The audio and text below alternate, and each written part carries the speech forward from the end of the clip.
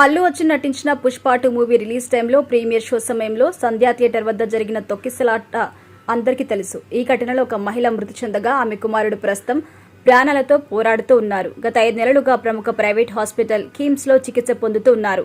అతని హెల్త్ అప్పటి నుంచి ఇప్పటి వరకు పెద్దగా మార్పు కనిపించలేదని వైద్యులు చెబుతున్నారు. అయితే తాజాగా శ్రీతేజ్ ను కిమ్స్ వైద్యులు డిశ్చార్జ్ చేశారు. ప్రస్తుతం శ్రీతేజ్ పరిస్థితిపై తండ్రి భాస్కర్ మాట్లాడారు. డిసెంబర్ 4 నుంచి నిన్నటి వరకు శ్రీతేజ్ ను నిమ్స్ డాక్టర్స్ పర్యవేక్షణలో ఉంచారు. అప్పటి నుంచి అతని పరిస్థితి అలాగే ఉందని అర్థమవుతుంది. మొన్నీ మధ్య శ్రీతేజ్ హెల్త్ అప్డేట్ ని కూడా వైద్యులు రిలీజ్ చేశారు. ప్రస్తుతం అతను కళ్లు తెరుస్తున్నారని, లిక్విడ్ ఫుడ్ తీసుకుంటున్నారని వైద్యులు బులెటిన్ లో పేర్కొన్నారు.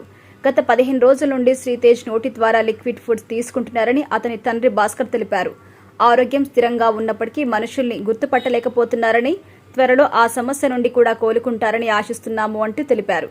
ప్రస్తుతం ఫుడ్ తీసుకోవడానికి కడుపుకి ఒక సర్జరీ చేయడం వల్ల ఆహారం కొంత తీసుకుంటున్నాడని కుటుంబ సభ్యులు చెబుతున్నారు. రీహాబిలిటేషన్ సెంటర్ కి షిఫ్ట్ చేశారన్న విషయం తెలిసిందే. ఇక వాళ్ళ పేరెంట్స్ ఏం మాట్లాడారు అంటే, గత 5 నెలలుగా ఎటువంటి చలనం లేకుండా బెడ్కి పరిమితమైన శ్రీతేజ్ ను నిన్న కిమ్స్ డాక్టర్స్ డిశ్చార్జ్ చేశారు.